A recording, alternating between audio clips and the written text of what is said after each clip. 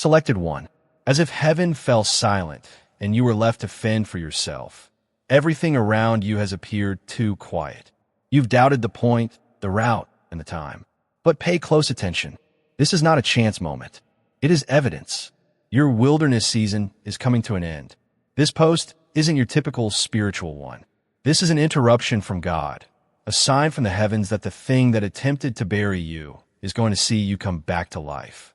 The dry season is beginning. If you dare to see it, the proof is everywhere and the wait is ending. Although you have been concealed, you have not been abandoned, separated, or put aside. It wasn't punishment for being confused. It has to do with placement. God did not want to irritate you. You were being trained to follow his voice in the dark by him, to believe when no one else saw what you were carrying, to trust even when no doors opened. There was no absence in this quiet. It was the sound of paradise getting ready to let you back in. The wildness is rapidly slipping away. Something is rupturing. In reality, what seemed like a delay was heavenly guidance. Even if your feet were tired, your soul remained strong. What others sunk beneath, you have risen above. And your sign is this. It wasn't in vain. You weren't only holding out. They were making you. A burden has been placed on your name. Hell, believe the woods would shatter the splendor on your life. But here you are, perhaps injured. It's still alive, wiser, scarred, and selected. You didn't anticipate the change you're experiencing. The promise is close. Therefore, the fight became more intense. The wildness attempted to persuade you to turn back more and more as you approached the breakthrough's edge, but you refused. That in itself is evidence of divine power at work in you. God is not following you. As the Bible states in Deuteronomy 1 verse 20, "The Lord your God who goes before you will fight for you as in Egypt before your very eyes." Let that settle in your spirit. He's moving forward. He isn't unsure about what to do. Your road has already been planned by him. Your last address is not this desert. It was not your grave, but your training field. You're not stranded. You've been set up for release. You're not left behind. You have been given a task. You're not lost. You're being guided. This isn't just an accident. The timing is wonderful. Nothing happened at random. Not even an odd dream, a late-night awakening, a memory flash, or a prophetic number. Here you have been led. This precise moment has been orchestrated by heaven. The shift is this. Don't put it off. The time of year is shifting. However, you will turn down the promise if your thinking remains in survival mode. You will ruin the destination if your heart is still resentful of the trip. God is meeting you today for that reason, to prepare your soul to pass through the door, not only to open it. Even the fact that the door is already open is a surprise to some of you. Fireworks are what you're waiting for. However, God has already taken action. The wildness is over. The route isn't the issue. It's how you see it. You continue to see everything through the prism of suffering. You are at the threshold of fulfillment, but heaven is telling you to look again, not with your eyes, but with your soul. The load is lessening. The fire is coming back. It will become clear. It will soon make clear what was hazy. Indeed, there will be evidence. People will witness it. The transition won't need to be explained. The fruit will talk. Your life's presence will proclaim what your words could never. First, act with trust. You're going to carry something that compels attention, not because of ego, but because of proof. Don't go in silence if this word has cut through your bewilderment, your holdup, or your irritation. As a statement, make a remark with a number 555 below. My wilderness is coming to an end, and I'm prepared to go. M2. Share this message if it validates what your spirit already understood. Say it. Allow it to reach another person traversing the same desert. To keep in touch, subscribe. This is only the start. You weren't accidentally found by this message. Finding your spirit at the brink of breakthrough was heaven's plan. This is not where you scrolled. They called for you. Additionally, don't dismiss the stirring you're feeling in your chest right now. The wilderness was defeated. Grace did. Every dry step will be worthwhile because of what's about to happen. Remain vigilant. The evidence is on the way. This departure is what you were born for. It was not intended for you to perish in the process. It was never intended for you to set up your tent in the middle of nowhere. The persistent pain in your soul that won't go away was never a weakness. It was heavenly proof that you were only here for a short time. This season, you were not condemned to remain. You were in the right place to go through it. The cloud is now in motion. The fire is in the lead. Heaven is inviting you to come. Everything you've gone through has brought you to this point. The years of silence, the internal conflicts, the waiting periods, the rejection, and the profound letdowns. You believed you were barely getting by, but something unique was being sculpted inside of you by heaven. God was planning your departure while you were preoccupied questioning your actions. There was no delay for you. You underwent development. The change has now occurred, not in concept or theory, but in spirit. You're going out. It will not seem as you had envisioned. You'll know it in your bones, even if it doesn't feel like what you anticipated. I'm unable to be here any longer, because when your spirit used to feel at ease, it becomes restless as the wilderness season ends. The locations that used to seem comfortable begin to feel out of alignment with you. The way that kept you going suddenly seems stale. What was sufficient in the past is no longer sufficient, and it has nothing to do with the problem. It's because what used to feed you is no longer sufficient. You are moving from surviving to thriving, from eking out a living to taking action. Furthermore, it does not imply that you have solved every problem, but you've changed. You've evolved. Heaven is aware of it. Through the prophet Isaiah, the Spirit communicated. Chapter 52, verse 11. Leave, leave. From there, leave. Don't touch anything dirty. Leave it behind and be pure. It is you who bear the Lord's vessels. Allow it to sink into your soul. You're not leaving without anything. Something precious and holy is being carried by you as you go. You didn't squander your wilderness. Consecration was the term. You're currently carrying something that is unable to return to normal surroundings. You've undergone covert purification so that you may be respected in public. The familiar no longer fits because of this. This explains why you've been feeling your heart tugging, ripping, and quietly straining. It's because some things are unable to accompany you when heaven calls you ahead. This departure is what you were born for. You weren't supposed to remain in a place with no mobility. The destination was never the wilderness. It was the intermediate.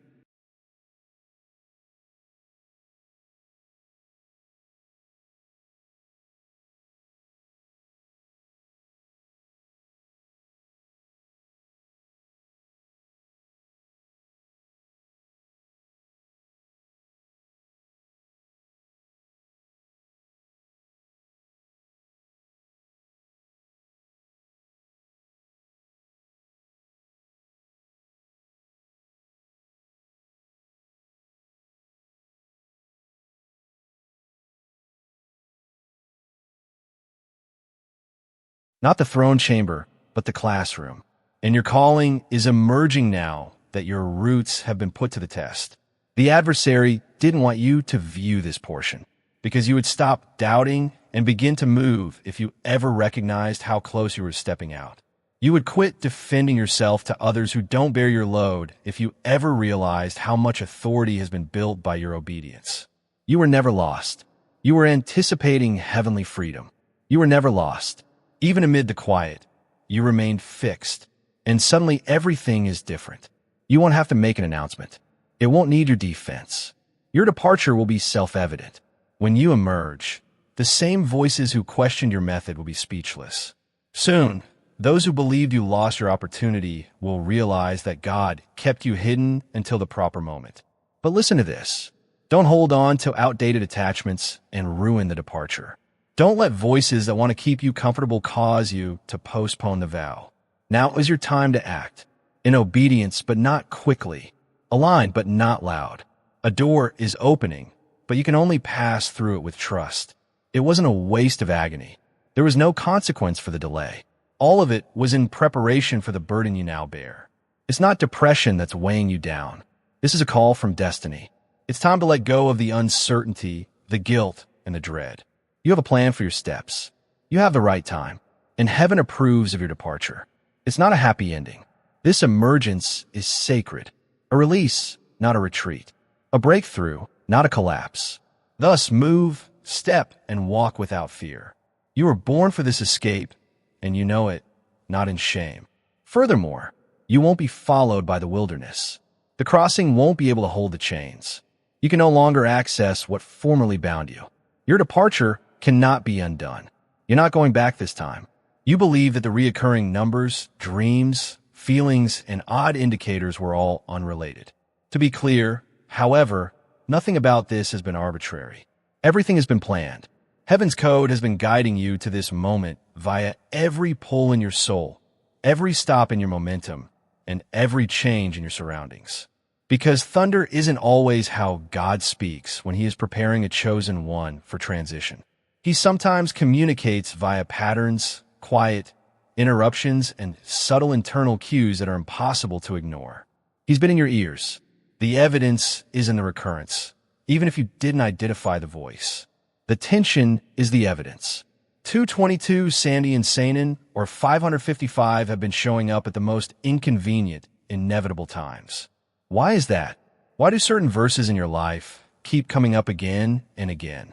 Because the indicators are not coincidental. Why do you keep receiving the same statement, warning, and encouragement from multiple persons, platforms, and locations? They are affirmations. You're not imagining it. It's not thinking too much. Superstition is not the answer. It's the Holy Spirit's voice teaching your senses to recognize things that the human intellect is unable to comprehend. Now is not the time to ignore the warning flags. The message has remained constant. Therefore, now is the time to decipher them. You're leaving the woods. No, you're not insane. Your spiritual awareness has increased. Your dreams are resurfacing. Your hunger for spirituality is growing again. Your ability to distinguish is improving. And it's no coincidence. God is telling you that your promise is still alive. It's waking up. God uses patterns to get his people ready for action when the time comes. In the same way that he repeated himself to Joseph in dreams, he also conveyed signals to Moses. Similar to how he used prophetic alignment to mark the birth of Jesus, and how he used visions, storms, and strangers to communicate in the book of Acts. Not because you were looking for signs, but because God was looking for you. You have also been getting heavenly indications. You're not looking for validation. You've been pursuing confirmation. The words you hear again and over, the fervor you have while listening to certain worship music, and the way Scripture comes to life in your hands. It's not a coincidence. That's divine evidence that your wilderness time is changing. Without a doubt, the adversary has also been keeping an eye on these indicators. That's why, as you approach clarity, your battle became more intense. Because of this, as you began to notice the pattern, the number of distractions abruptly rose. A chosen one who becomes conscious is feared by the adversary. But now it's too late. You've seen too much already. You've sensed too much already. There are signs everywhere, and you're already heading for the exit. If you're prepared to look again, the apostle tells us in his epistle to the Corinthians, chapter 2, verse 14, that the person with the Spirit judges everything, while the person without the Spirit rejects and thinks ridiculous the things that come from the Spirit of God. Well, what does it imply to you that you saw what others missed? You leaned into what other people said was absurd, while others laughed it off. You had trust and followed. That sensitivity is now setting you up for a miraculous encounter. The departure is confirmed, not just imminent. God is yelling through everything around you, not just talking. However, only those who can hear will answer. Therefore, pay attention to the trends. The stirrings are not to be dismissed. The inexplicable should not be explained away. These are your covert instructions.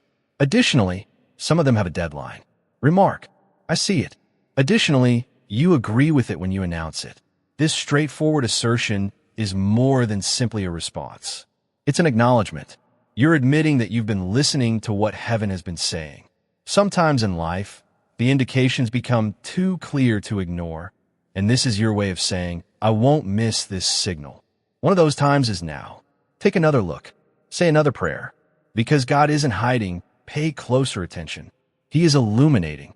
God's voice was not silenced by your desert. It improved your ability to hear it. And everything is changing now that you're looking. Every page of your life where you formerly saw confusion will now have heavenly fingerprints on it. Where you used to feel neglected, you'll see choreography. Heaven has been keeping a close eye on you, as you will see. Every delay, every door that was closed, and every route all contributed to the pattern that brought us out of aridity and into our destiny. The indications were never arbitrary. They were evidence that your departure was meticulously planned, concealed, but never forgotten. Only those who have been concealed can relate to a certain type of pain. It isn't noisy. It's not a big deal. It's the long, slow journey through invisibility when your talents go unappreciated, your prayers go unheard, your presence is ignored, and yet you were kept in secret. It's the silent question of a soul asking, God, do you still see me? Most people never notice this precious reality while they're within it. What God cherishes is hidden. What he wants to protect, he hides. It wasn't because you weren't deserving that you were concealed. You were anointed, which is why you were concealed. Sheltered from platforms your character wasn't prepared to carry and from early exposure. Tucked away to be strengthened rather than forgotten. There's a reason why being obscure hurts. You lose performance as a result. It breaks the applause addiction. Before you are really prepared to be used, it destroys your desire to be noticed. Because unprepared visibility is a recipe for failure. Furthermore, God loves you too much to allow you to publicly fail. Therefore, he chose to hide you out of kindness rather than punishment, not because he was finished with you, but rather because he was just beginning. Long before you ever felt ignored, you were unique. God was developing you in secret while others hurried into positions too soon. You were being replied as they sought approval. You were being cleansed as they performed. You weren't late. They were layering you. We didn't forget you. They were forging you. It hasn't gone unnoticed that you've held a profound need to be recognized, helpful, and liberated. Heaven really gave you the desire, but it needed to be cultivated. Your calling and your hunger have to be separated by God. You had to learn from him that being seen is not the same as being selected. You now understand the distinction. David's compositions in the Psalms serve as a reminder. Verse 7 of chapter 32, you are where I hide. You will surround me with songs of deliverance and keep me safe from harm. Allow it to resonate with your soul. Isolation was not the hiding. It served as insulation. God himself put you in a spot where others couldn't see you, where the adversary couldn't get there and where sounds couldn't divert attention. He encircled you in addition to hiding you. Deliverance, not embarrassment. Even though it may have seemed like no one paid attention to you, God did. He denied you access to some rooms, discussions in which he excluded you. He prevented opportunities from reaching you. You also believed it to be rejection. However, as you can see now, it was a redirection. He forbade you from being attached to certain people, not because they were terrible, but rather because they weren't made to handle what you had. Not because he disregarded you, but because the request was beneath the promise, he refused to grant some of your petitions. He closed certain doors because they led to a place lesser than the one he is guiding you to, not because you weren't deserving. Now, as you can see, being concealed did not mean lacking favor. It served as evidence of protection. Making you holy was more important to God than being well-liked, more concerned with molding your spirit than highlighting your virtues. And those who are really important in the kingdom are always molded behind closed doors. Being seen isn't the source of the oil you carry. It resulted from being crushed in the absence of witnesses. Dark spots are where you have established roots. You've mastered silent worship. You've mastered the art of fighting undetected. Without praise, you've learned to believe. You are unbreakable as a result. Those who are concealed with God become impervious to human influence. So, no, your moment hasn't passed you by. You haven't ruled yourself out.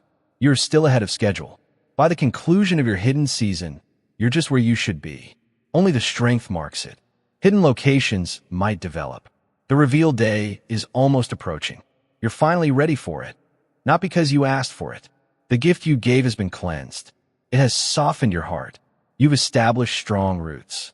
And it won't be about the spotlight when you're seen today. It will have to do with assignment. So simply take a moment to remain still, with respect, not fear. Because heaven doesn't whisper when it starts to show what it has kept concealed. There is a thunderclap, The quiet that enveloped you will soon end. Not with disorder, but with divine commissioning.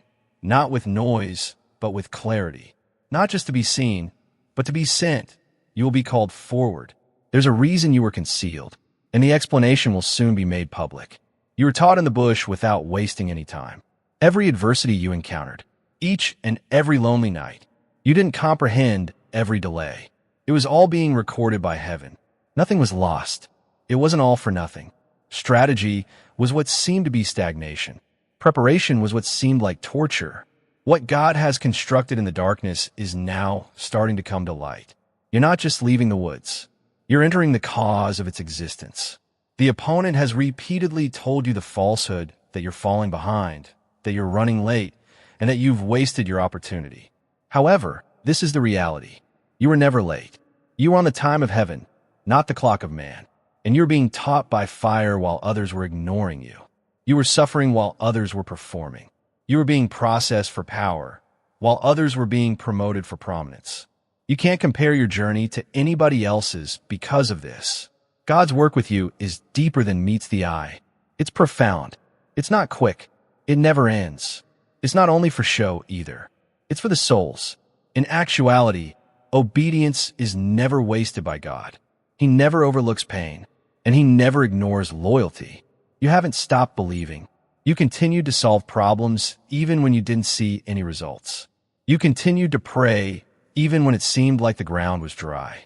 The return is coming, not because you deserved it, but because Jesus promised it, even if heaven seemed quiet at the time. At this point in your narrative, heaven begins to disclose the cause of the opposition. You became stronger with each fight. You became smarter with each delay. Every setback taught you to be thin, not according to your own comprehension, but on the unfailing one. You were being weaned off of false dependence by God in the desert. That's why it was so painful. You felt so vulnerable because of this. You weren't only losing jobs or people. You were no longer in need of performance, approval, or continual validation. You're stronger than ever now that those things have been taken away from you. Who claps or who criticizes you no longer motivates you. You've progressed from requiring validation to exuding authority. That is a sign of a real chosen one. In chapter 4, verse 17 of his second epistle to the Corinthians, the apostle reminds us, because our fleeting sorrows and lightness are leading to an everlasting grandeur that surpasses all of them. Something heavy was created in you by owling the woods. Glory. Glory is also not ostentatious. It has nothing to do with fame or popularity. It's about bringing something from heaven that wakes people's destiny, breaks bonds, and changes atmospheres. Indeed, there was a price, but it was worthwhile since your voice now has power. Demons are now aware when you enter a room. Now, walls tremble when you pray because you have survived the fire and have gained something. You produced proof. Heaven is now responding to your question, God, when will it be my time? Now you don't have to serve in the spotlight. Now that you have given me back the promise itself, I can now rely on you to bear what I've given you without letting it ruin you. This is not the end, Len. The equipping is this. You are more than a mere survival. A deliverer is what you are. You are more than simply a survivor. Now that you have passed the test, you have been commissioned. Your voice matters. You have oil on your hands. There is testimony in your path. In your hands, everything the adversary attempted to use to bury you will suddenly be a weapon. So continue to show up. Continue to tell the truth. Even when it doesn't make sense, continue to follow. Additionally, if this term evoked strong feelings in you, don't stop there. This is not simply your message. It's a seed for another person's success. If you've been fortunate enough to hear it, please share this message with those who are fighting a quiet struggle. Give it to a person who feels abandoned, forgotten, or trapped in their own wilderness. Like you, someone else needs this word.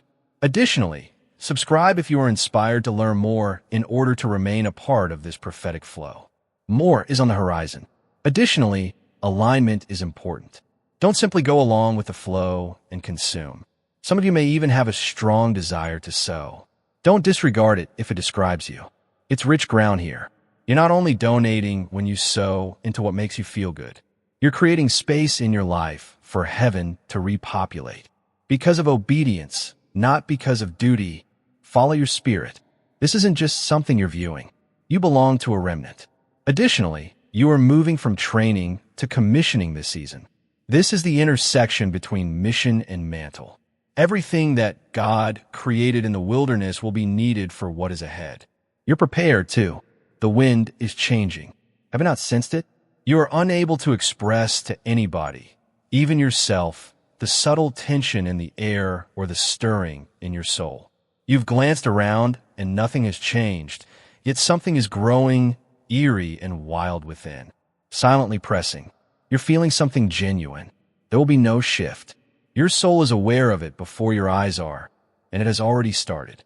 When heaven begins to work on your behalf, it feels like this. When the dry area starts to tremble, this is how it feels. God doesn't always use thunder to signal change. He murmurs sometimes. He sometimes throws off your flow. He sometimes makes the familiar seem strange. And you've been experiencing it recently. Places that used to calm you no longer make you feel at home. Distractions that previously dulled the pain cannot bring you calm. Your preference for the short term is waning. You can tell that heaven is drawing you ahead in this way. The wildness is slipping away. Something in the spiritual world is exploding. Additionally, the winds of change are circling your life. Even though you may not realize it yet, you've already gone too far. You've changed from waiting to moving, from being silent to planning, and from surviving to giving up. You may still feel unclear about what's going on around you, but you can clearly see what's occurring inside of you. You're being brought into place, aligned, and released from the thing that was attempting to imprison you. Yes, resistance is a part of it, because the adversary always attempts to divert attention when God starts to move. Whenever the Spirit starts to rise, the voices of bewilderment attempt to drag you back. You're not in the wrong location because of the battle you're in. It's evidence that you're almost out. The spiritual turbulence that occurs as you're moving from one domain to another includes the emotional struggle you're experiencing, the unexpected heaviness that lays on you, and the abrupt fatigue you experience when you attempt to pray. But don't worry, there is no punishment for you. They're propelling you. It's not the end of the shaking. It is the start of a breakthrough. Micah tells us in chapter 2, verse 13, that whomever clears the path will ascend before them. They will escape by breaking through the gate. They will be preceded by their king. At their head is the Lord. Finish the quote. This is your affirmation. Before you, the breaker went. He's not asking you to struggle to get what you want. You're being led out by him. The reason for your uneasiness is because the new anointing cannot be supported by the old framework. You're not stranded. You're losing hair. You have changed since you went into the woods. What attempted to confine you has outgrown you. The earth underneath you is now moving to make room for the next place God has planned for you. Don't fight the agitation. It's the awakening of your soul. When everything starts to fall apart around you, don't freak out. Sometimes gates cannot open until doors have fallen. Not every change seems to be a promotion. It might seem to be loss, bewilderment, or loneliness at times. However, what if the stripping is a preparatory measure? What if God is really rearranging the parts of what seems to be coming apart? Your atmosphere is changing as a result of the wind. You're going to move, breathe, see, and talk with a weight that you have never carried before. You may be surprised to discover how confident you are, because the wilderness changed you, not simply put you to the test. And at this point, the Spirit is saying, pay attention to the wind. The change won't always be loud. The exit won't always be obvious. But those who are led by the Spirit know when the time has come to move. Even when the path isn't fully visible, God is going to begin confirming this word through moments that catch your spirit. Unexpected clarity, sudden peace, unexplainable conviction, divine encounters, patterns of alignment. These aren't small things. They're signals. The wind is shifting and the wise will move with it. Comment the number 1, 11 below if you know this word was for you. That number represents divine alignment, open doors, and prophetic momentum. It is the sound of heaven saying, move now. I'm with you. By commenting, you're not just responding emotionally. You are responding prophetically. You are coming into agreement with the wind of God. And when your agreement meets his movement, doors open that no man can shut. You've stayed faithful through the wilderness. Now, stay sensitive through the shift. This wind won't pass you by. It's sent to carry you out. They watched you suffer, and they said nothing. They saw you fall, and they whispered. Instead of reaching, they heard the rumors. And instead of defending you, they disappeared. You didn't imagine the silence. You didn't misread the distance. And no, it wasn't your fault. But here's what they didn't see. God was watching too. They didn't see the midnight prayers you whispered through gritted teeth. They didn't see you clench your fists just to keep from breaking under the pressure. They didn't hear the inner vows you made. I won't quit. He won't fold. I won't turn back. Oh, and now those same people who assumed your silence meant defeat are about to witness the very thing they never expected. Your eyes. You see, when God begins to lift a person he has hidden and humbled, it confounds those who thought your story had ended. They're going to see you again, but not the version they remember. Not the version who was weary, misunderstood, or stripped bare by battle. They're going to see the one who emerged from the fire, forged by adversity, marked by grace. And here is the hard truth. God will allow certain people to stay in your life long enough to witness your transformation, not for their sake, but for his glory. The same crowd that watched Jesus bleed was the crowd that had to watch him rise. And the same people who counted you out will have front row seats to what God is about to unveil through you. But don't let it become about revenge. This is not a comeback story. It's a kingdom story. Your elevation isn't for ego. It's for assignment. God is not exalting you, so they'll regret how they treated you. He's exalting you, so that every mouth may be silenced before his righteousness. This is not personal vindication. It's divine demonstration because God's been writing something they couldn't read. While they were judging the surface, he was building your foundation. While they were pointing at your scars, he was filling your hand with oil. While they were questioning your value, heaven was sealing your identity. So when the shift becomes visible, don't shrink. Don't try to explain how you got here. Don't waste breath trying to make them understand what God had to hide from them. They weren't supposed to see the breaking. They weren't assigned to your process. They weren't trusted with your pruning. And that's why they're not called to your promise. You were never created to be understood by the masses. You were built for obedience, not applause. So let them watch. Let them wonder. Let them whisper. They won't be able to deny the evidence. The voice of God thundered in the book of Exodus, chapter 14, verse 13. Do not be afraid. Stand firm, and you will see the deliverance the Lord will bring you today. The Egyptians you see today, you will never see again. No, that verse wasn't just about Pharaoh. It's about anything that tried to keep you small. Every oppressive thought, every toxic cycle, every voice that told you your wilderness would never end. Stand firm. Don't flinch because the deliverance is not coming. It's unfolding right now, and the proof won't be in your words. It will be in your life. The fruit will be loud. The light will be undeniable. And yes, your enemies will see it, but they won't be able to stop it because this isn't your plan playing out. It's God's. It was written before you ever cried your first tear in that hidden place. But listen carefully. When the moment comes and eyes turn toward you, stay low before God. Pride will try to hijack the moment. Bitterness will tempt you to gloat. But this is not about them. This is about the God who sustained you in the silent places, in the breaking seasons, in the battles. No one saw what you carry now didn't come from public success. It came from private surrender. That's why you don't need to defend yourself. You don't need to fight for your name. God is about to speak through your outcome. And when he does, don't point them to yourself. Point them to the one who pulled you out when you had nothing left to give. Let your rise be a revelation. Let your testimony be louder than their opinions. Let your obedience speak louder than their silence ever did. Because when God lifts a person, no hand can pull them down. And when he speaks through a life, no mouth can silence the message. Let them watch, not so they see you, but so they see him, the one who never left you. There are prophetic words over your life that have not expired. They didn't die in the delay. They didn't fade when people walked away. They didn't disappear just because the wilderness lasted longer than you expected. No, those words are still alive, and they are in motion. Just because you haven't seen the fruit yet doesn't mean the seed wasn't planted. Just because it hasn't manifested in the natural doesn't mean it hasn't already been activated in the spirit. What heaven speaks, heaven protects. And what heaven protects, hell cannot stop. The enemy's greatest strategy wasn't to destroy the promise. It was to get you to forget it. If he couldn't kill your calling, he tried to dull your memory. He made you question whether you heard God clearly. He tried to make you think it was all in your head, just emotional, just hype, just coincidence. But it wasn't.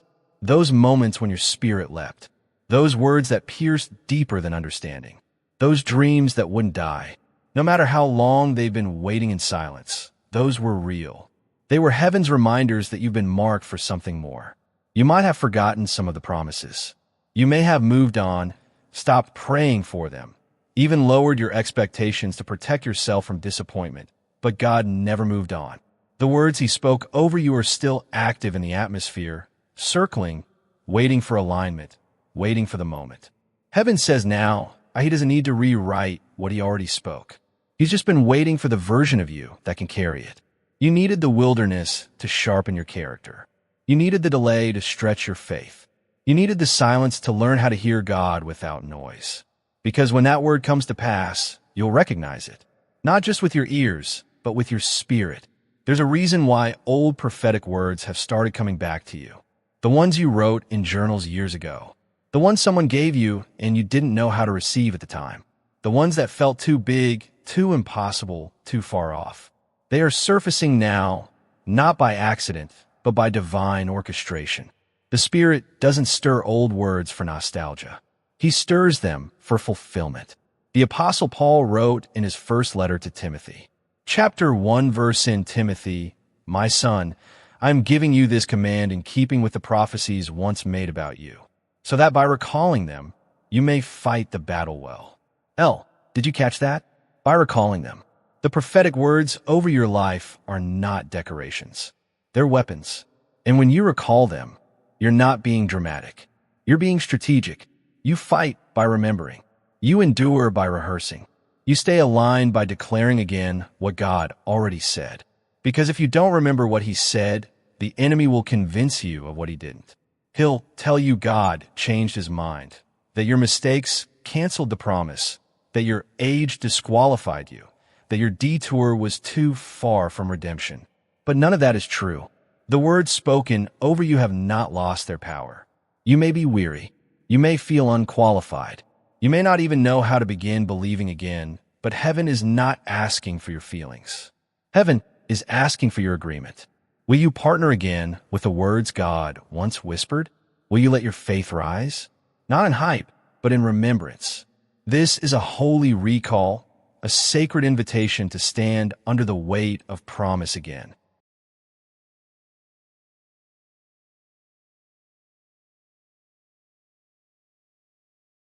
Even if your hands are trembling, the word hasn't expired. The delay hasn't canceled the outcome. And what seemed dead is about to breathe again. The bones are rattling. The pages are turning. And God is saying, I didn't forget what I said over you, did you? Clear the journals of dust. Go over the dreams again. Reclaim the decrees. Because the wilderness was never meant to kill the prophecy. It was meant to test whether you could carry it. Now that you've been refined, the word is being reactivated. Heaven has not forgotten. And it's time you remember, too. You didn't just survive to forget. You survived to fulfill. This isn't the season to downplay what heaven declared. It's the season to stand in full remembrance of every word, every whisper, every divine utterance that ever touched your spirit, even the words that scared you, even the ones that felt too big. You're not waiting on them. They've been waiting on you to believe again. And now the alignment begins. You're standing closer than you realize, closer to breakthrough, closer to fulfillment, closer to the place heaven has been preparing for you all along. But this is the moment many never cross. The danger is not in going back. The danger is in stopping just short. Don't settle at the border. You've survived the drought. You've endured the silence. You've passed the test that no one else saw. But right now, the enemy's final strategy is not destruction. It's distraction. If he can't take you out, he'll try to wear you down, make you stop walking, make you question what you saw, what you heard, and what you believe in the dark. This is where many quit, not in the storm, but at the threshold. Because after all you've been through, it feels easier to stay here at the edge, at the safe place between what you've survived and what you've dreamed of. You're tired. You're uncertain. You're tempted to build a life in the wilderness because at least you've learned how to survive here. But you weren't born to survive. You were born to possess. And there is no inheritance on the border. The border is deceptive. It feels like progress. You're not in Egypt anymore. You're not drowning in despair, but you're also not fully walking in promise. And if you're not careful, you'll start calling this almost life your only life. That's not your portion. You didn't carry all that fire just to warm a campsite outside your calling. You didn't walk through years of refining just to collapse and transition. You didn't overcome battles in the dark just to settle for spiritual maintenance. You were made to cross over. And yes, crossing over is costly. It will cost your comfort. It will demand your full surrender. It will require you to abandon the identity you've built around surviving and step into the uncertainty of receiving. But hear this, the border was never meant to be your destination. It's your decision point. You're not just walking out of something.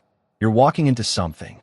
And just like Israel stood at the edge of Canaan and had to choose to believe God over their fears, you now stand before the edge of everything he promised you. The wilderness ends at obedience, but Canaan begins at courage. As Jesus himself declared in the Gospel of Luke, chapter 9, verse 62, no one who puts a hand to the plow and looks back is fit for service in the kingdom of God. You can't walk in a promise and yet yearn for the ways things used to be. You cannot lament the comforts of the past while holding the plow of your future. Because what you don't seek, you can't inherit. You have to fight against fatigue at this point. This is where you recall your first motivation. Here's where you ignore all the voices telling you that it's too difficult, too late, or too much. It isn't. It's not a dead end at the border. It's a choice. You may either push forward or shrink back. You still have the fire. The word is still valid. And there is yet time to get the grace to cross. Do not be misled. However, this is a now moment. This obedience cannot be postponed for another year, season, or indication. God's words are already known to you. The alignment is already visible. You may already sense fate tugging at your soul. Why wait then? Stay inside the boundaries of what God stated you could live in and don't die there. Don't exchange familiarity for contentment. The last chapter should not be written by fear. You're not here to make a decision. You are not here to take a break.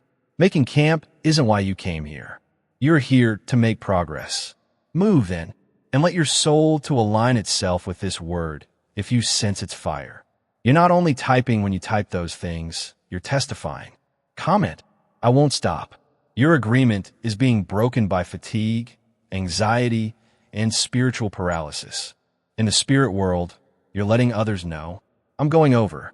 The weight of every struggle you've endured is carried in that little statement. In the sand, a line has been drawn. You're telling the adversary, your own doubts, and every delay that attempted to keep you from moving forward. You have progressed too far to give up now. Even though you can feel worn out, you're not finished. Even though you may not see the whole picture, you know who called you, and he hasn't come this far to abandon you. The wildness cannot be brought into the promised land. The mood is shifting. The task is changing. However, the unfamiliar area will seem like a familiar jail if your thinking stays the same. God is thus addressing your inner baggage, not to punish you, but to get you ready. You have experienced the dry season. Although you have remained loyal throughout the delay, the Lord is now dealing with the remnants of the desert, including your self-sabotage, fear, and doubt, as well as your survival instinct that taught you to have low expectations. Expect disappointment, and don't put too much confidence in anybody. But hear me out. You cannot adopt that thinking. You cannot think like a slave to need and enter a world of plenty. You cannot assume a position of power while still requesting permission. You cannot recreate the tragedy of your previous seasons while living in hope. Even when the shackles are off your body, they still attempt to hold onto your thoughts. The adversary will attempt to take control of your head if he is unable to halt your feet. This makes this moment sacred. You're not just being brought forth by God. He is purifying what remains of you, not your environment or your belief system. Israel's people were set free from Egypt, but they were still inhabited by Egypt. Where God saw triumph, they saw giants.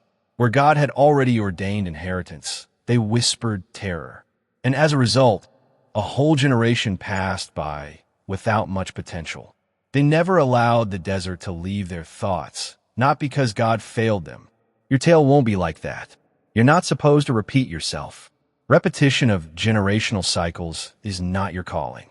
You are asked to enter a new world with a fresh perspective as a new creation. And that change starts right now. Here, at this holy moment of surrender, not when you get to Canaan. Chapters 43, 18, and 19 of the book of Isaiah contain the text. The former should be forgotten. Avoid thinking on the past. You see, I'm trying something new. This wording isn't poetic. It's training. You cannot anticipate fresh manifestations while holding on to outdated viewpoints. If your hands are still bound up in the agony of your previous, you will not be able to bear the weight of your next. The past has its use. Although it was never intended to become your identity, the wilderness was not a waste. God is doing something brand new, unrepeated, and unfamiliar. And the new necessitates a new way of thinking. What if it doesn't work? Asks wilderness wondering. What if it's already begun? Asks kingdom thinking. I'm not qualified. End quote. Kingdom thinking concludes with the statement, if God called me, he's covered me. The last phrase from wilderness thinking is, I failed too much. Grace rewrites the outcome. Concludes the statement from kingdom thinking. God does more than only alter your environment. He's changing who you are. This season has been difficult because of that. Your thoughts have seemed like battlefields because of this. It's not arbitrary. It indicates that a breakthrough is unlikely. Access is being demanded. However, it can only rest on your resurrected self.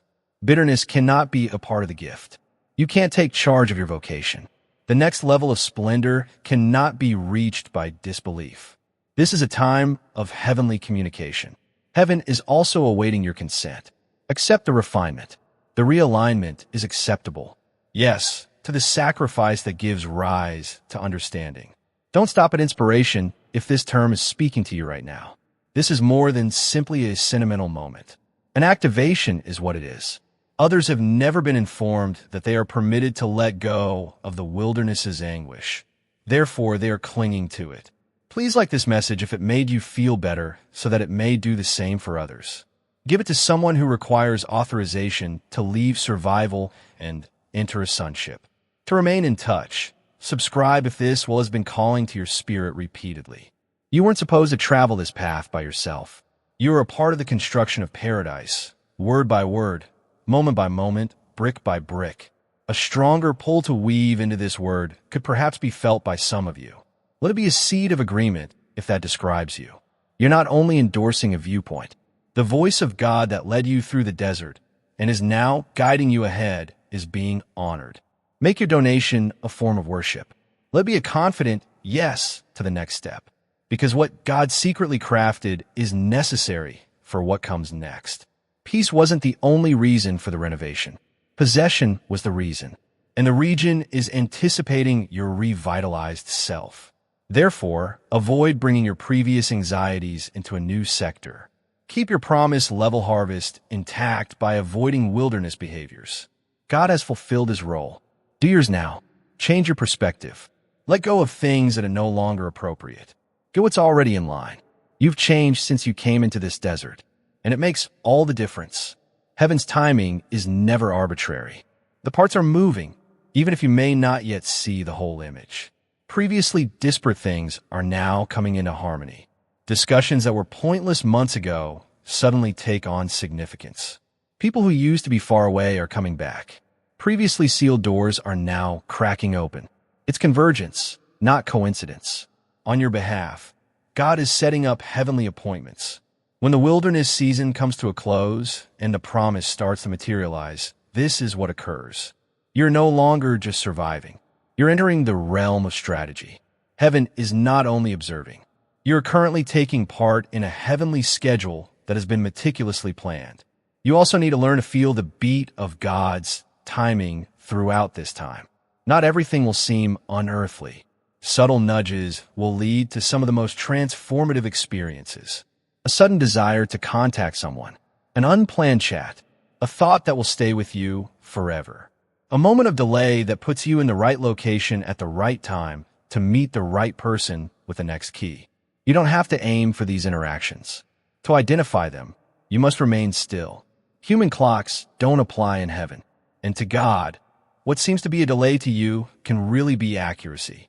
Redirecting to maintain the heavenly setting could have been what felt like rejection. Some of you are going to enter spaces for which you did not run. You're going to meet folks you didn't approach via networking. Answers are going to come to you from unexpected sources. Why? Because time is now matching the favor in your life. Talent cannot be unlocked by timing. Your name is placed where your hands could never go because to timing. Timing gives you access to resources that are beyond your means. When preparation and obedience clash with heaven's timetable, this is what occurs. When you trust God's pace and don't try to control the process, this is what occurs. Relationships are currently being reorganized. Heaven is making place for new alignments, not because you're being rejected. You don't need more individuals. The proper ones are required. God isn't making things more complicated. He is establishing a relationship. He is allocating individuals to your next season. Hearts with comparable fire, hands that will raise you, and voices that are full of knowledge. These are heavenly reinforcements, not simply pals. And you'll know when they arrive. Before your head can understand it, you'll sense it in your soul. Additionally, heavenly appointments aren't just for receiving. Therefore, you're going to be sent to someone. The wildness has filled you. God is asking you to pour right now, not from fatigue, but from excess. Someone is praying for the response you have. Someone is in your mouth, wailing for validation. Someone is struggling with bewilderment. And the thing that breaks the fog will be your presence. Don't downplay your part. Your obedience will be more important than your confidence. Even if you say, I'm not ready. Being in the limelight is not necessary to be important. You must give up. Divine appointments may be unlocked with that stance. The age-old terms found in Proverbs. Chapter 16. Still, verse 9 rings truth. Humans plot their path in their hearts. However, the Lord determines their course. Let Lent serve as your fulcrum. It hasn't escaped your notice. It's not wrecked by you. You're still ahead of schedule. God is now weaving everything into a route that only makes sense in retrospect. Even the seasons that seemed squandered and the incorrect steps. It seemed like a failed discussion. It sowed a seed. That relationship that abandoned you. It made room for someone who was more in line. You believed that disappointment postponed everything. It shielded you from gaining access to anything too soon for your heart to handle. Your efforts are not necessary for God's appointments. They need your attention. Thus, take your time. Avoid coercion. Avoid pursuing relationships. Take your time, pray fervently, pay close attention, and see as everything begins to come together all at once. It was due to time, not opportunity. Your emergence has been arranged by the same God who planned your survival. And there was no delay, nothing. Natur, what heaven has already planned cannot be undone by refusal. You are no longer a vagrant. They're guiding you. Remain sensitive. Remain obedient. Heaven's calendar is coming to pass. Thus, walk with anticipation, not a sense of haste or fear, but a calm assurance that what is best for you will be found. Just when heaven says it's time, neither too early nor too late. Yes, something is happening in the invisible realm, even if you've been moving diligently and quietly, almost imperceptibly. You may not sense it. Your departure season has already begun, even if you haven't noticed it yet. This goes beyond a simple change in feelings. The time has changed. You're taking action because you're unsure of when it will be your time and because you are delaying. And you're entering the process of what God has already planned but has been holding back to disclose. You are no longer waiting for the wilderness to end. In spirit, it's already over. The unfolding, the unveiling, the releasing is what you are now experiencing. Here's the reality. The adversary is aware of it. This is the reason for the rise in pressure. The noise has increased as a result. The impulse to retreat has thus seemed more powerful than before. Because when your departure season is not only approaching, but active, the adversary fights at its most intense level. What does it signify? Even if you haven't seen any changes yet, it indicates that things are already in motion. It indicates that things that previously opposed you are beginning to yield under the influence of divine timing. It indicates that barriers are starting to deteriorate and doors are shaking on their hinges. It's because heaven has spoken, not because of your power. Force is not the issue here. It has to do with flow. Despite their subtlety, the symptoms are constant. You feel more uneasy in locations that you used to know well. Around you, people are changing. Some are vanishing, while others are showing up out of the blue. Opportunities are coming up once again. However, you're seeing things differently this time. You've matured. Disparity is not who you are. You have discernment. When a chosen one transitions from survival to sovereignty, that is what occurs. Not created by humans. However, the authority that comes from persevering, overcoming, and still choosing God. And there you are, standing at the entrance of activation rather than potential. This is not a wishful thinking about transformation. At this point, what was unseen begins to push into the apparent. What was spoken starts to reverberate, and what was sown in tears starts to grow unrepentantly. Aniniab arrived on schedule. Through the prophet Amos, the Spirit communicated. Chapter 90, verse 13. The Lord says that the time will come when the plowman will overcome the reaper and the person treading grapes will overtake the planter. Prophetic acceleration is what it is. Things that formerly took years will now begin to happen in a matter of days. Things that formerly needed effort will now merely need to be obeyed. When you glance up, you'll see that the wait is over and that everything you prayed for is suddenly coming to life. Here's the instruction, however. Don't fight it. Movement is necessary throughout exit seasons. You live it out rather than only believing it. You do more than just nod in agreement. You get ready as if it were already occurring. Playing tiny is over. No more putting off spiritual tasks. No more considering heavenly guidance to be only a suggestion. This isn't your typical chapter. This crossover is wonderful. Thus, begin cleaning the items that have accumulated dust. Begin to pray over the things you used to give up on. Talk about what you buried once again. Now you have to align your posture with your prophesy. Because staying still, even if passive, is disobedience if heaven is telling you to move. It seems dangerous to hope anew since I know you've waited so long. However, because you're not going out on your own this time, the risk is worthwhile. With heaven behind you, time under your feet, and promise illuminating your way, you're moving forward. Comment on 1212. That number signifies divine governance and transition if your soul recognizes that now is your leaving season. An indication that movement is required and that authority is changing. You're not only agreeing with this term when you write it. You're announcing something. I'm leaving. Let it serve as a reminder that you are leaving this place despite any delays, diversions, or voices of concern. Your feet are already moving. The gates are open. The wind is changing, and the moment has here. You're no longer awaiting authorization. Heaven has already said yes. Your posture now needs to reflect that understanding. Move as though it's already changing. Act as if it has already been published. Give praise as if it were already given. You were never supposed to be stopped by what you felt pushing on you. It was intended to motivate you to pursue your goals. This is your way out. Now, nothing can postpone it. Every power that held you back is disintegrating. All the invisible chains are breaking. And each action you do from now on is evidence that you have already passed over into the next phase. You're still eligible. Allow that truth to become ingrained in your soul. Allow it to challenge all of your self-defeating beliefs. Let overthrow every humiliating recollection that continues to attempt to overpower God's kindness. Heaven is speaking loudly now, but you've been carrying a burden that wasn't yours. The dread that perhaps, just perhaps, you've gone too far, failed too hard, or waited too long. You're still eligible. Your calling was not nullified by the wilderness. Your destiny was not canceled by the diversions. What was written before time started was not erased by your story's fractured chapters. The clay is never discarded by the potter. He repairs, polishes, and reshapes it.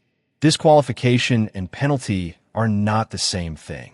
And too often, the opponent will twist that line by using your regrets. God does not speak in humiliation, but he will murmur, "If you really had purpose, you wouldn't have ended up here." Instead of condemning, God convicts to correct. You're still being called if you're still breathing. You are still selected if your heart still reacts to his presence. A heart that returns to the altar is not disqualified by anything. You could have gotten lost. It's possible that you disregarded the warnings. It's possible that the choices you made took you a long way from the location God first showed you. The narrative doesn't end there, however. Not for a homecoming son. Not for a daughter who's brave enough to come back. The blood continues to speak. Mercy is still available. The call remains valid. This is grace's shocking beauty. What ought to have disqualified you turns into the very arena where atonement is most evident. Joel, the prophet, was the conduit for the Spirit. Verse 25 of chapter 2. I'll give you back the years that the locusts have consumed. Even the seasons and years you felt were a waste, lick. Even the chances that you missed. Even the broken connections. God doesn't just fix things. Time is restored by him. Grace accomplishes just that. More than your reputation, it redeems. It restores your rhythm. It allows you to go back in time in ways you never would have imagined. However, the voice of unworthiness will attempt to follow you out of the desert, so you must stop it in order to receive that repair. But they are not the shepherd's words. It will say things like, "You had your chance and you missed it. You're too stained to carry the oil. God has moved on to someone else." That's the accuser's wording. God has always considered you to be his. The oil may have been hidden, but it was never broken, not even in your failure, your quiet, or your compromise. You're carrying something much more powerful now that you've survived the fire. Humility. The seal of heaven on a wandering heart that now kneels is humility. What no one tells you is this. You weren't merely hurt by your mistakes. They put you in place. They trained you to depend more on presence and less on appearance. In order to prevent ego from entering when the door reopens, they eliminated any appearances of self-sufficiency. You'll recall where you came from, and you'll go through it terrified and afraid. You will recall the pit. You'll recall the quiet, and you will be acutely aware that you are not standing on your own merits. You are relying on compassion. God can have faith in someone like that.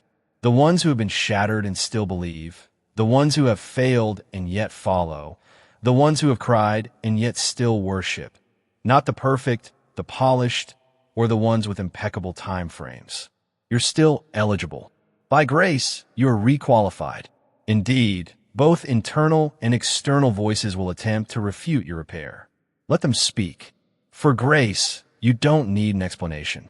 There's no need to defend redemption. You don't have to demonstrate your transformation. God doesn't heal you in secret, so you can defend it in public throughout your life. Knowing that he who called me has cleaned me up allows you to walk with peaceful confidence again. So go back to the altar, reaffirm the commitment. Take back what shame attempted to conceal. You're not beginning from the beginning. You're off to a strong start. Fire fortifies strength. Repentance is the source of strength. Grace-based strength. You are not ruined by the outdoors. It showed what was indestructible about you. Furthermore, the work that God began in you is not yet finished. Not even close. You've been wondering, God, where's the proof?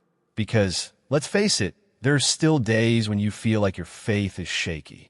The conflict has been unrelenting. The pressure is still there. You have endured seasons that seemed contradictory, walked through fire, and obeyed through quiet, and yet there is still no indication, no breakthrough, and no discernible change. However, you must be aware of something. The evidence is not always silent. It may sometimes be seen through the trembling. The earthquakes have been misinterpreted as problems. However, shaking often signifies the release of something in the kingdom. The jail had to tremble before Paul and Silas's shackles were removed.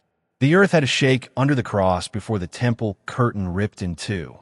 The wind had to battle the seas all night before God guided Israel across the Red Sea. The tomb was shattered by a strong earthquake that occurred before to resurrection.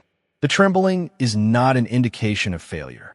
It is proof that God is upsetting the structures that supported you. What used to settle around you is being disturbed by him. Every framework that attempted to establish your boundaries is being rattled by him. Heaven has invaded your environment, as shown by the trembling. Here's the riddle, however.